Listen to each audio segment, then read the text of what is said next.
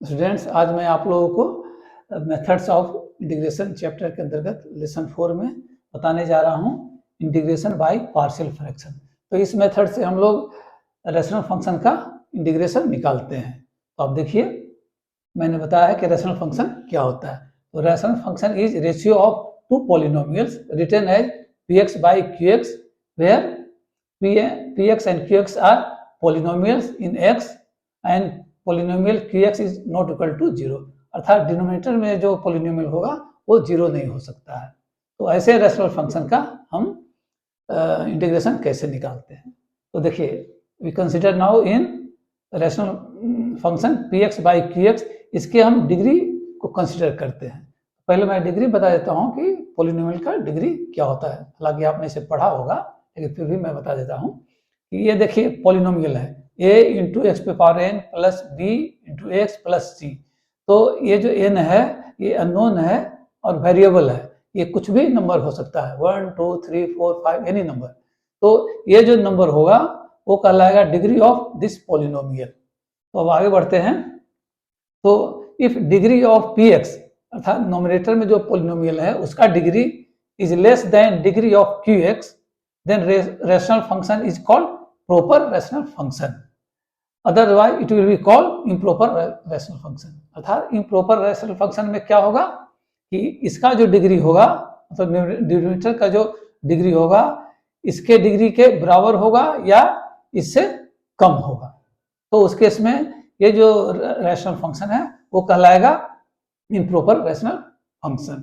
अब आगे बढ़ते हैं कि ये इसमें दो केस हो सकता है जो कि मैंने यहाँ बताया। पहला केस है if px by qx is proper rational function and second is px by qx is improper rational function। तो ऐसे जब केस हो गए, दो केसेस, इनका हम इंटीग्रेशन कैसे निकालते हैं। तो देखिए, मैंने लिखा है केस वन को कैसे करते हैं। केस वन है px by qx is proper rational function। तो in such case px by qx is converted into simpler rational function by partial fraction decomposition। After this integration can be easily found। तो partial fraction decomposition क्या होता है इसे मैं बाद में बताऊंगा। तो सेकंड केस को देखते हैं, px by qx is improper rational function। तो इस केस में क्या होगा, हम क्या करेंगे, then px by qx is converted into proper rational function by long division process। Thus px is divided by qx to express px by qx as sum of polynomials and a proper rational function. अब हम लोग जानते हैं partial fraction decomposition क्या होता है। मैंने white board पे लिखा हुआ है, मैं समझाता हूँ आपको। अब देखें, it is a process by which proper rational fraction px by qx is expressed as sum of rational function each having simplest factor qx। each such fraction is called partial fraction। यहाँ मैंने table बनाए हुए हैं 1 से लेकर के 5 तक, जिसमें मैंने लिखे हुए हैं रैशनल फंक्शन के करस्पॉन्डिंग पार्शियल फ्रैक्शन। तो देखिए, हमने लिखा हुआ है some forms of simpler partial fraction associated with rational function are this. तो है, एक एक करके मैं बताता हूँ कि यदि रैशनल फंक्शन इस रूप में हो, px plus q divide by bracket में x माइनस ए इंटू फिर ब्रैकेट में x minus b where a is not equal to b। तो हम लोग पार्शियल फ्रैक्शन कैसे लिखेंगे, तो हम लोग लिखेंगे a divided x minus a plus b divided by x minus b. उसी तरह से सेकेंड वन है कि यदि रैशनल फंक्शन इस रूप में हो, px plus q divide by x minus a का होल स्क्वायर, तो इसके करस्पॉन्डिंग जो हम लोग लिखेंगे पार्शियल फ्रैक्शन वो इस रूप में लिखेंगे a by x minus a plus b by x minus a का स्क्वायर। इसी तरह से थर्ड वन है कि यदि रैशनल फंक्शन इस रूप में हो तो पार्शियल फ्रैक्शन इस रूप में होगा। ये क्या है, px square plus qx plus r divide by x minus a bracket में फिर ब्रैकेट में x माइनस बी इंटू फिर ब्रैकेट में x माइनस सी। तो इस रूप में लिखेंगे हम partial fraction a by x minus a plus b by x minus b plus c by x minus c. उसी तरह से रैशनल फंक्शन इस रूप में हो, जैसे px square plus qx plus r divide by x minus a का whole square into x minus b. तो इसका हम लिखेंगे पार्शियल फ्रैक्शन इस रूप में a by x minus a plus b by x minus a का square plus c by x minus b. उसी तरह से रेशनल फंक्शन इस रूप में हो तो उसका पार्शियल फ्रैक्शन हम कैसे लिखेंगे, तो देखिए p x square plus q x plus r divide by x minus a का power 3 into x minus b bracket में, इसका लिखेंगे पार्शियल फ्रैक्शन इस रूप में a by x minus a plus b by x minus a का square plus c by x minus a का power 3 plus d by x minus b.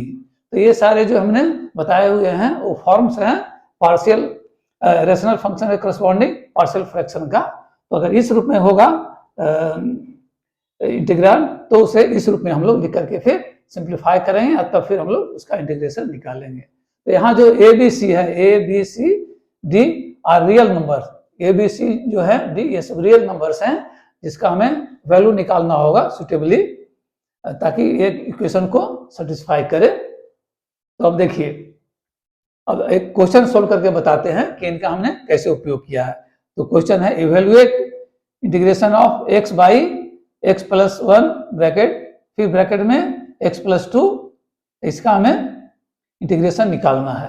तो आप गौर से देखें तो पाएंगे कि ये जो इंटीग्रांड है वो प्रॉपर रैशनल फंक्शन में है। क्यों? क्योंकि इसका जो डिग्री है न्यूमरेटर में जो x है उसका डिग्री इससे कम है, इसलिए ये जो हो गया इंटीग्रांड वो हो गया प्रॉपर रैशनल फंक्शन।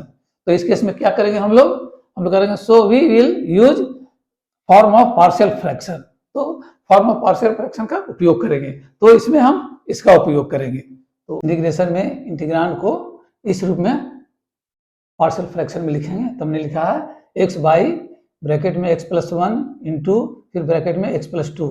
इस इंटीग्रांड को हमने इस रूप में पार्शियल फ्रैक्शन में लिखा है a by x plus 1 plus b by x plus 2। अब इसे हम जब सिंप्लीफाई करेंगे तो हमारे पास आएगा x by x plus 1 into x plus 2 equal to x plus 2 into a plus x plus 1 into b divided by x plus 1 into x plus 2। अब देखिए डिनोमिनेटर में लेफ्ट साइड में और राइट साइड में एक ही चीज़ है, तो हम इसे कैंसिल कर देंगे और कैंसिल करने के बाद हमारे पास क्या आएगा, तो हमारे पास ये आ जाएगा। तो x यहाँ x बच गया तो x हमने लिख दिया इक्वल टू, अब इसे मल्टीप्लाई कर देंगे तो आ जाएगा ax plus 2a plus xb plus b। अब फर्दर हम इसे इस रूप में लिखेंगे x प्लस 0 इक्वल टू, अब x वाले पार्ट को एक साथ लिख दिया तो हो गया ब्रैकेट में a plus b into x plus constant वालों को एक साथ लिख दिया तो ब्रैकेट में हो गया 2a प्लस b।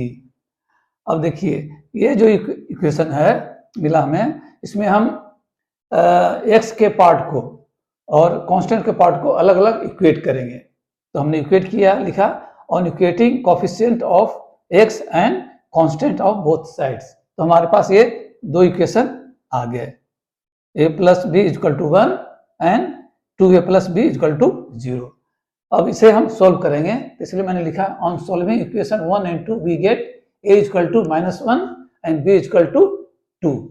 तो हम a का वैल्यू और b का वैल्यू सब्स्टिट्यूट कर देंगे इस इक्वेशन में। तो हमने सब्स्टिट्यूट किया तो हमारे पास आ गया x बाई ब्रैकेट में x प्लस 1 इंटू फिर ब्रैकेट में x plus 2 equal to -1 by x plus 1 plus 2 by x plus 2। अब इसका इंटीग्रेशन निकालेंगे तो हमने लिख दिया integration of x by x plus 1 into bracket में x plus 2 equal to integration of close bracket में 2 by x plus 2 minus 1 by x plus 1। इसे मैंने इधर ले गया माइनस वाले पार्ट को, प्लस वाले पार्ट को इधर ले आया और फिर इसे फर्दर मैंने ब्रेक कर दिया। तो ब्रेक करने के बाद आ गया integration of 2 by x plus 2 minus integration of 1 by x plus 1। अब इसे फिर इस रूप में लिख दिया, कांस्टेंट को मैंने बाहर निकाल दिया तो हो गया 2 into integration of 1 by x plus 2 minus ये तो एज इट इज रह गया integration of 1 by x plus 1। अब इसका इंटीग्रेशन हमने निकाल लिया और इसका इंटीग्रेशन हमने निकाल लिया तो आ गया हमारे पास 2 into log of modulus of x plus 2 minus log of modulus of x plus 1। फिर इसे मैंने इस रूप में लिख दिया लॉग ऑफ एक्स प्लस 2 का स्क्वायर, ये प्रॉपर्टीज ऑफ लॉगरिथम के से संबंधित है, जो कि मैंने आपको बताया हुआ है। उसी का उपयोग करते हुए मैंने इसे इस रूप में लिखा। आइए एज इट इज लिख दिया, minus log modulus of x plus one plus c. अब देखिए इसे भी हम प्रॉपर्टीज ऑफ लॉगरिथम का प्रयोग करते हुए मैंने इसे इस रूप में लिख दिया, log of x plus two का whole square divided by modulus of x plus one plus c. तो ये जो है वो आ गया आंसर इसका इंटीग्रेशन का। तो इस प्रकार हमने इसका इंटीग्रेशन निकाल लिया। तो स्टूडेंट्स, आपने देखा इस प्रोसेस में कि किसी भी रैशनल फंक्शन का इंटीग्रेशन निकालने के लिए पहले हम उसे प्रॉपर रैशनल फंक्शन में कन्वर्ट करते हैं, फिर पार्शियल फ्रैक्शन डिकम्पोजिशन के मेथड से हम उसका करस्पॉन्डिंग फ्रैक्शन पार्शियल फ्रैक्शन निकालते हैं, तब उसका इंटीग्रेशन हम निकालते हैं, जो कि बहुत आसानी से हो जाता है।